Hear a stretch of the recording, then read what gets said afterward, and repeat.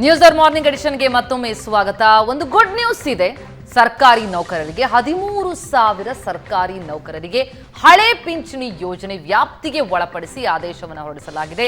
ಹಳೆ ಪಿಂಚಣಿ ವ್ಯಾಪ್ತಿಗೆ ಒಟ್ಟು 13,000 ಸರ್ಕಾರಿ ನೌಕರರು ಒಳಪಡ್ತಾರೆ. ಲೋಕಸಭೆಗೂ ಮುನ್ನ ರಾಜ್ಯ ಸರ್ಕಾರ ಏನು ಮಹತ್ವದ ಆದೇಶವನ್ನ ಕೊಟ್ಟಿದೆ. ಕೊಟ್ಟ ಮಾತಿನಂತೆ ನಡ್ಕೊಂಡಿದ್ದೇವೆ ಅಂತ ಸಿಎಂ ಸಿದ್ದರಾಮಯ್ಯ ಟ್ವೀಟ್ ಮಾಡಿದ್ದಾರೆ. 2006 ಏಪ್ರಿಲ್ ಪೂರ್ವ ನೇಮಕಾತಿಯ ಅಧಿಸೂಚನೆಯಂತೆ ಈ ಆದೇಶ. ಚುನಾವಣೆಗೂ ಮುನ್ನ NPS ನೌಕರರಿಗೆ ನ್ಯೂ ಪೆನ್ಷನ್ ಪಾಲಿಸಿಯನ್ನು ಕೊಡಲಾಗಿತ್ತು. ಆ ನೌಕರರಿಗೆ ಏನು ಭರವಸೆ ಕೊಟ್ಟಿದ್ರು, ಇಲ್ಲ ಹಳೆ ಪಿಂಚಣಿ ವ್ಯಾಪ್ತಿಗೆ ಒಳಪಡಿಸ್ತೀವಿ ಅಂತ. ಅಧಿಕಾರ ಬಂದರೆ ಬೇಡಿಕೆಯನ್ನು ಈಡೇರಿಸುವಂತಹ ಭರವಸೆಯನ್ನು ಕೊಟ್ಟಿದ್ದೆ. ಕೊಟ್ಟ ಮಾತಿನಂತೆ ಬೇಡಿಕೆಯನ್ನು ಈಡೇರಿಸಿ ನುಡಿದಂತೆ ನಡೆದಿದ್ದೇನೆ ಅಂತ ಟ್ವೀಟ್ ಮಾಡಿದ್ದಾರೆ ಸಿಎಂ ಸಿದ್ದರಾಮಯ್ಯ. 13,000 ನೌಕರರ ಕುಟುಂಬಗಳಿಗೆ ಈ ನಿರ್ಧಾರ ನೆಮ್ಮದಿ ನೀಡಿದೆ ಅಂತ ಸಿದ್ದರಾಮಯ್ಯ ಮಾಹಿತಿ ಹಂಚಿಕೊಂಡಿದ್ದಾರೆ.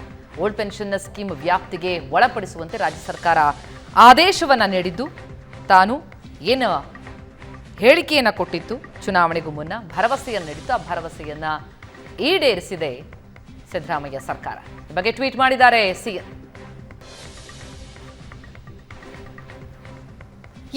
ನುಡಿದಂತೆ ನಡೆದಿದ್ದೇವೆ ಅಂತ ಸಿಎಂ ಟ್ವೀಟ್ ಮಾಡ್ತಾ ಇದ್ದಾರೆ. 13,000 ಸರ್ಕಾರಿ ನೌಕರರಿಗೆ. ನಿಜಕ್ಕೂ ಕೂಡ ಈ ನ್ಯೂ ಪೆನ್ಷನ್ ಸ್ಕೀಮ್ ಅಷ್ಟು ಸಮಸ್ಯೆಯನ್ನು ತಂದೊಡ್ತಾ ಇತ್ತ ಈ ನೌಕರರ ಪಾಲಿಗೆ? ಇದು ಆಶಾದಾಯಕನ?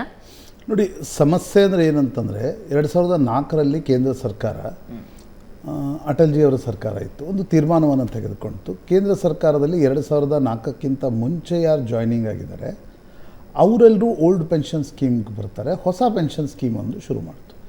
ಏನಿದು OPS NPS ಅಂತ ನೋಡಿದರೆ, OPS ಅಂದರೆ ಹಳೆ ಪೆನ್ಷನ್ ಸ್ಕೀಮ್ನಲ್ಲಿ ಒಂದೇನು ಫೆಸಿಲಿಟಿ ಇದೆ ಅಂತಂದರೆ, ನೀವು ಕಾಂಟ್ರಿಬ್ಯೂಷನ್ ಏನೂ ಇರಲ್ಲ, ಆದರೆ ನಿಮ್ಮ ಲಾಸ್ಟ್ ಪೇಯ 50%, ಅಂದರೆ ಬೇಸಿಕ್ ನಾನು ಹೇಳ್ತಾ ಇರೋದು, ಲಾಸ್ಟ್ ಪೇಯ 50%ನಷ್ಟು ಹಣವನ್ನು ಕೇಂದ್ರ ಮತ್ತು ರಾಜ್ಯ ಸರ್ಕಾರಗಳು ನಿಮಗೆ ಪಿಂಚಣಿಯ ರೂಪದಲ್ಲಿ ಕೊಡ್ತಾಯಿದ್ವು. ಒಂದು ನಿಮಗೊಂದು ಭದ್ರತೆ, ಸೇವಾ ಭದ್ರತೆಗಿಂತ ರಿಟೈರ್ಮೆಂಟ್ ಆದಮೇಲೆ ನಿಮಗೊಂದು ಸೋಷಿಯಲ್ ಸೆಕ್ಯೂರಿಟಿ ಇದ್ದಂಗೆ ಅನ್ನುವ ಕಾರಣದಿಂದ ಹಳೆಯ ಪೆನ್ಷನ್ ಸ್ಕೀಮ್ಗಳಿದ್ವು. ನಂತರ ಕೇಂದ್ರ ಸರ್ಕಾರಕ್ಕೆ ಅನ್ನಿಸ್ಲಿಕ್ಕೆ ಸ್ಟಾರ್ಟ್ ಆಯಿತು. ರಾಜ್ಯ ಸರ್ಕಾರಗಳಿಗೂ ಸಬ್ಸಿಕ್ವೆಂಟ್ಲಿ ಏನು ಅನ್ನಿಸ್ತು ಅಂದರೆ, ಇಲ್ಲ, ಇಷ್ಟೊಂದು ದೊಡ್ಡ ಮೊತ್ತದ ಹಣವನ್ನು ನಾವು ಪಿಂಚಣಿಯಲ್ಲೇ ಕೊಟ್ಟರೆ ಅಭಿವೃದ್ಧಿ ಯೋಜನೆಗಳಿಗೆ ಎಲ್ಲಿಂದ ಹಣ ತರೋದು, ಹೊರೆ. ಆ ಕಾರಣದಿಂದ ಸೇವೆಯಲ್ಲಿ ಇರ್ತಕ್ಕಂಥ ಸಂದರ್ಭದಲ್ಲೇ ನೀವು ಒಂದಿಷ್ಟು ಹಣವನ್ನು ಪೆನ್ಷನ್ ಸ್ಕೀಮ್ಗೆ ಹಾಕಿ, ಮಾರ್ಕೆಟ್ ಲಿಂಕ್ಡ್ ಪೆನ್ಷನ್ ಸ್ಕೀಮ್ಗಳಿವೆ, ಅವುಗಳಿಗೆ ಹಾಕಿ ಸರ್ಕಾರವು ಅಷ್ಟೇ ಮ್ಯಾಚಿಂಗ್ ಆಗಿರ್ತಕ್ಕಂಥ ಹಣವನ್ನು ಹಾಕುತ್ತೆ.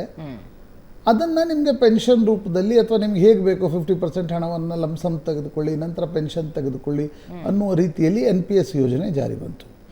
ಆದರೆ ಈಗ ಸರ್ಕಾರಿ ನೌಕರರದು, ಕೇಂದ್ರ ಇರ್ಬೋದು ರಾಜ್ಯ ಸರ್ಕಾರದ ನೌಕರರ ಒಟ್ಟು ಅಭಿಪ್ರಾಯ ಏನು ಅಂತಂದರೆ, ಇದರಿಂದ ನಮ್ಮ ಸೋಷಿಯಲ್ ಸೆಕ್ಯೂರಿಟಿ ಏನು? ಈಗ ಮೊದಲು ಸರ್ಕಾರಿ ನೌಕರಿ ಕಣ್ಮುಚ್ಚಿ ಮದುವೆ ಮಾಡಿಕೊಡ್ತಿದ್ರು. ಯಾಕೆ? ಒಂದು ಭದ್ರತೆ ಇದೆ, ಒಂದು ಸೇವಾ ಭದ್ರತೆಯೂ ಇದೆ, ರಿಟೈರ್ಮೆಂಟ್ ಆದಮೇಲೆ ಒಂದು ಜೀವನದ ಭದ್ರತೆಯೂ ಇದೆ ಅನ್ನುವ ಕಾರಣಕ್ಕೋಸ್ಕರ. ಬಟ್ NPS ಬಂದಮೇಲೆ ಅದು ಮುಗಿದೋಯ್ತು.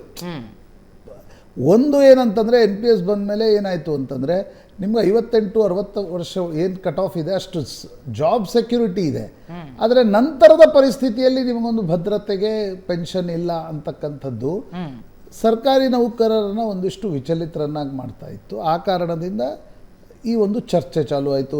ರಾಜ್ಯ ಕೇಂದ್ರದ ಸರ್ಕಾರಿ ನೌಕರರ ಒಕ್ಕೂಟಗಳೇನಿವೆ ಅವು ಸರ್ಕಾರವನ್ನು ಒತ್ತಾಯ ಮಾಡಲಿಕ್ಕೆ ಶುರು ಮಾಡಿದವು.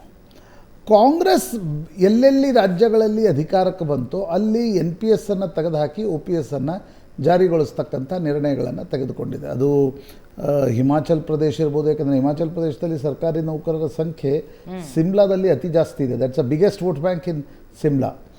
ನಂತರ ಜಾರ್ಖಂಡ್ನಲ್ಲಿ ಶಿಬು ಸೊರೇನ್ ಸರ್ಕಾರ, ಪಂಜಾಬ್ನಲ್ಲಿ ಭಗವಂತ್ ಮಾನ್ ಸರ್ಕಾರ, ಮತ್ತು ಛತ್ತೀಸ್ಗಢದಲ್ಲೂ ಕೂಡ ಅದು ಜಾರಿಗೆ ಬಂತು, ರಾಜಸ್ಥಾನದಲ್ಲೂ ಕೂಡ ಜಾರಿಗೆ ಬಂತು. ಈಗ ಕರ್ನಾಟಕದಲ್ಲಿ, ಈಗ ಮೊನ್ನೆ ಅಷ್ಟೇ ರಾಜಸ್ಥಾನದಲ್ಲಿ ಕಾಂಗ್ರೆಸ್ ಹೋಗಿ BJP ಬಂದಿದೆ, ಆದರೆ BJP ಅದನ್ನು ತೆಗೆದುಹಾಕುವ ಸ್ಥಿತಿಯಲ್ಲಿಲ್ಲ, ಯಾಕಂದರೆ ಆಕ್ರೋಶ ಶುರುವಾಗತ್ತೆ ಅನ್ನುವ ಕಾರಣಕ್ಕೋಸ್ಕರ.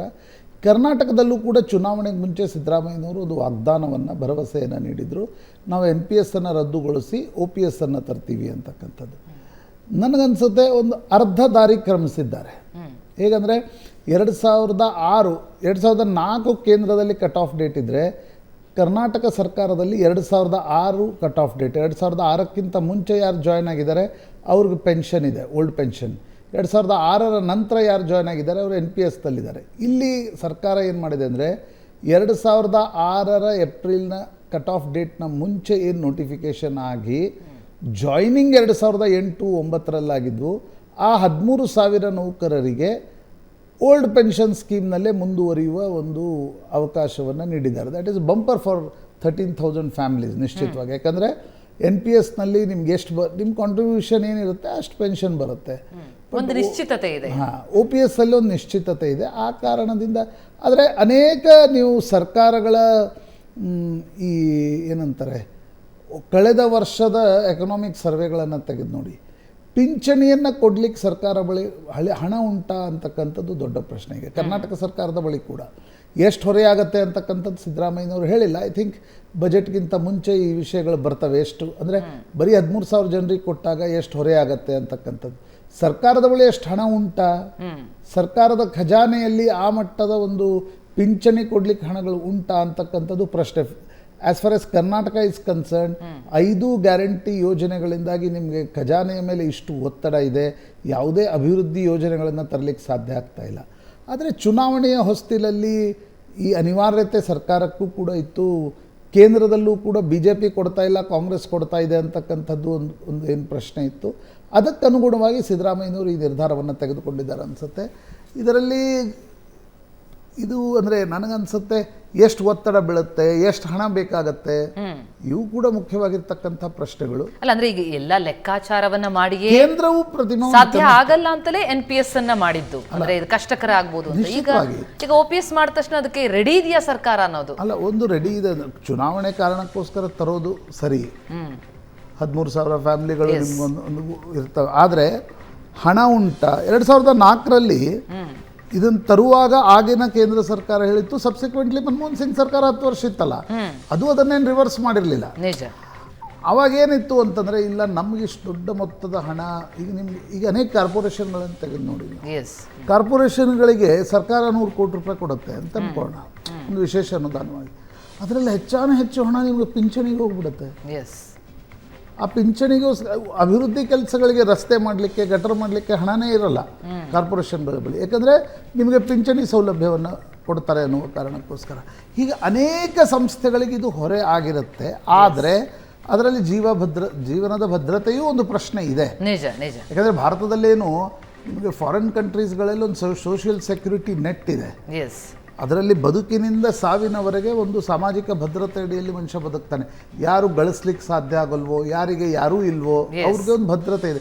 ಭಾರತದಲ್ಲಿ ಜಾಗತೀಕರಣದ ನಂತರ ಆ ಭದ್ರತೆ ನಿಧಾನವಾಗಿ ಕಡಿಮೆ ಆಗ್ತಾ ಇದೆ. ಸರ್ಕಾರಿ ನೌಕರರಿಗಲ್ಲ, ಖಾಸಗಿ ನೌಕರರಿಗೂ ಯಾವುದೇ ಭದ್ರತೆ ಇಲ್ಲ. ಸಣ್ಣ ಈಗ ದೊಡ್ಡ ಸಂಬಳ ಇದ್ದವರು 2 ಕೋಟಿ 3 ಕೋಟಿ ಮ್ಯೂಚುವಲ್ ಫಂಡಲ್ಲಿ ಹಾಕಿ ಇಟ್ಕೊಳ್ತಾರೆ. ಸಣ್ಣ ಸಂಬಳ ಇದ್ದವ್ರಿಗೆ ಮಕ್ಕಳಿಗೆ ಎಜುಕೇಷನ್ ಕೊಡಲಿಕ್ಕೂ ಹಣ ಇರಲ್ಲ. ಅವರಿಗೆ ಭದ್ರತೆ ಹೇಗೆ ಅಂತಕ್ಕಂಥ ಒಂದು ಪ್ರಶ್ನೆ ಬರುತ್ತೆ.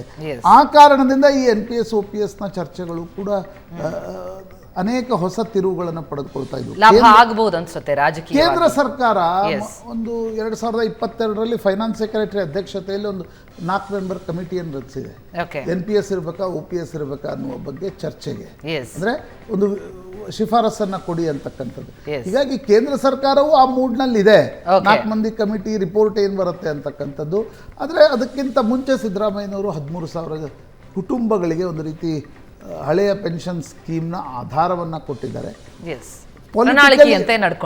ಅನೇಕ ಬಾರಿ ಏನಾಗುತ್ತೆ ಪ್ರತಿಮಾ, ಪೊಲಿಟಿಕಲಿ ವೈಸ್ ಡಿಸಿಷನ್ ಇದ್ದಿದ್ದು ಎಕನಾಮಿಕಲಿ ವೈಸ್ ಇರಲ್ಲ. ಎಕ್ಸಾಕ್ಟ್ಲಿ, ಅದನ್ನ ಬಹುಶಃ ಫ್ಯೂಚರ್ ಅಲ್ಲಿ ನೋಡ್ಬೇಕಾಗತ್ತೆ. ಸಾಧ್ಯನಾ? ಎಕನಾಮಿಕಲಿ ವೈಸ್ ಇದ್ದದ್ದು ಪೊಲಿಟಿಕಲಿ ವೈಸ್ ಇರಲ್ಲ. ಹೀಗಾಗಿ ಚುನಾವಣೆಯ ಹೊಸ್ತಿಲಲ್ಲಿ ರಾಜಕೀಯ ಪಕ್ಷಗಳು ಎಕನಾಮಿಕ್ ವೈಸ್ ಡಿಸಿಷನನ್ನು ಅವಲಂಬಿಸಲ್ಲ, ಅವು ಪೊಲಿಟಿಕಲ್ ವೈಸ್ ಓಟ್ ಬೇಕು. ಆ ಕಾರಣದಿಂದ ಈ ತೀರ್ಮಾನವನ್ನು ತೆಗೆದುಕೊಳ್ಳಲಾಗಿದೆ. ಬಟ್ ಕಾಂಗ್ರೆಸ್ ಭರವಸೆ ನೀಡಿತ್ತಿದೆ ಪ್ರಣಾಳಿಕೆಯಲ್ಲಿ, ಭರವಸೆ ಈಡೇರಿಸಿದೆ.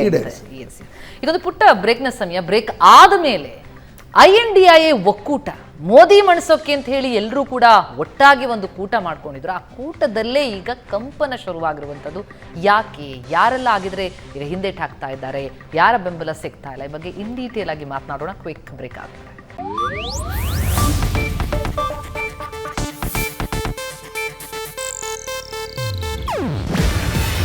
ಇದು ಏಷ್ಯಾನೆಟ್ ನ್ಯೂಸ್ ನೆಟ್ವರ್ಕ್ ಪ್ರಸ್ತುತಿ. ನೀವು ನೋಡ್ತಿದ್ದೀರಾ ಏಷ್ಯಾನೆಟ್ ಸುವರ್ಣ ನ್ಯೂಸ್.